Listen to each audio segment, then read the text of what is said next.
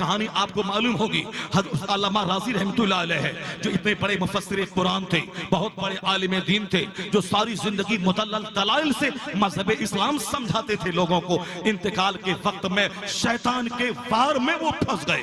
شیطان نے کہا کہ تم ساری زندگی توحید پہ ایمان لاتے رہے، توحید کی دلیل کیا ہے؟ علامہ راضی نے ایک دلیل دے دی، وہ راضی وقت تو تھے ہی، وہ انہوں نے دلیل دی، شیطان نے کاٹ دی، پھر دوسری دلیل دی، پھر انہوں نے کاٹ دیا، یہاں تک کہ 360 دلیل دی کہ اللہ ایک ہے، اللہ کائنات کا خالق ہے۔ شیطان اس کی کٹنگ کرتا رہا، علامہ راضی اس کو دلیل سے سمجھاتا رہا، 360 دلائل دے چکے۔ یہ بتائیں کہ علامہ راضی نے 360 دلائل اتنے بڑے عالم سے دے دیا، جو بیچارہ کچھ بھی نہیں جانتا ہو، اس کے ایمان کا کیا حال ہوتا ہوگا؟ یعنی شیطان اگر پوچھ دے کہ تیرا خدا ایک ہے، اس کی دلیل کیا ہے، اس سے کچھ جواب نہیں بن پڑے گا۔ ظاہر سی بات ہے، جو صرف نعت سنا اور بھاگ گیا، جو قوالی میں جھال بجاتا رہا اور جھومتا رہا اور چلا گیا، جو نہ کبھی قرآن پڑھا، نہ کبھی حدیث پڑھا، نہ بزرگوں کی صحبت میں رہا، نہ ان کی نشست میں بیٹھا، نہ ان کی گفتگو سماعت کی، وہ کیسے جانے گا کہ میں توحید کی دلیل کیا دے دوں؟ ایسا نہیں ہوتا ہے کہ آدمی آج کلمہ پڑھنے والا ہے تو مرتے دم تک وہ مومن ہی رہے گا۔ نہیں، قیامت کے دن ایک بہت بڑا گروہ جتھا ہوگا، جو مسلمان جس کو میں سمجھتا تھا، مگر وہ کافروں کے ساتھ جہنم میں ڈالا جائے گا۔ لوگ کہیں گے یہ تو میرے سماج میں پیدا ہوا تھا، یہ تو مسجدوں میں جاتا تھا، یہ تو ہمارا بھائی، ہمارا چچا، ہمارا سماج کا رشتہ دار تھا، یہ کافروں کے ساتھ کیوں اٹھایا گیا؟ تو فرشتے ان کو کہیں گے ہاں تمہارے نزدیک یہ مومن تھا، مگر مرنے سے پہلے اس کا ایمان لٹ گیا، اس کا خاتمہ کفر کی حالت میں ہوا، اس لیے یہ کافروں کے ساتھ اٹھایا جا رہا ہے۔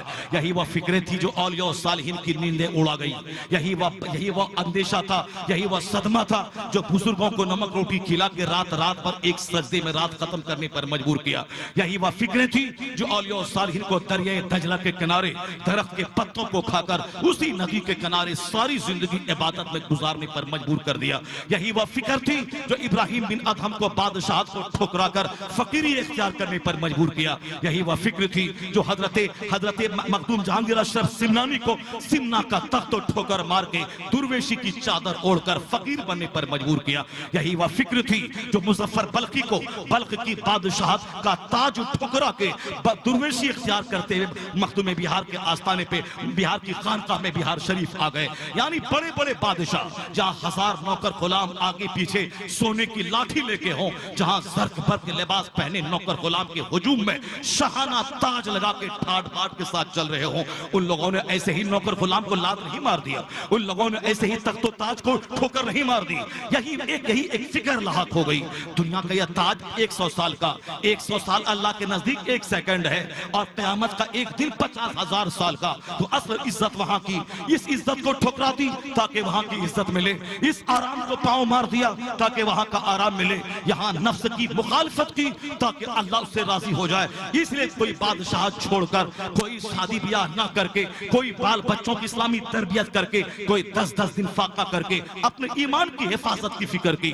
وہ لوگ رات بھر 1000 کا نماز پڑھتے تھے اور صبح کے وقت میں اللہ سے بخشش کی بھیک مانگتے تھے، جس کی طرف اشارہ قرآن نے کیا، وَيَسْتَغْفِرُونَ بِالْأَسْحَارِ، یعنی وہ صبح کے وقت میں استغفار کرتے تھے، وَالْمُسْتَغْفِرِينَ بِالْأَسْحَارِ، اللہ فرماتا ہے وہ میرے مخصوص بندے جو صبح کے وقت میں صبح صادق جب طلوع ہونے لگے اس وقت وہ اللہ سے بخشش کی بھیک مانگنے والے، یعنی وہ مغفرت کی مانگنے کا وقت ہے، وہ صبح کا وقت یعنی سحر کا جو ٹائم ہوتا ہے۔ رات بھر 1 لاکھ بار کلمہ پڑھا، 2-4 ختم قرآن کیا۔ حضرت باقی باللہ رحمۃ اللہ علیہ جن کا مزار نئی دلی ریلوے اسٹیشن کے پاس ہے، وہ ان کے بارے میں آیا کہ روزانہ رات میں تہجد عشاء کی نماز کے بعد سے لے کے تہجد کی نماز کے وقت تک میں 3 ختم قرآن روزانہ کرنا ان کی زندگی کا معمول تھا۔ یہ بتائیں کہ کس طرح عشاء کی نماز کے بعد تہجد کے ٹائم مختصر وقت میں 3 ختم قرآن کر لیتے۔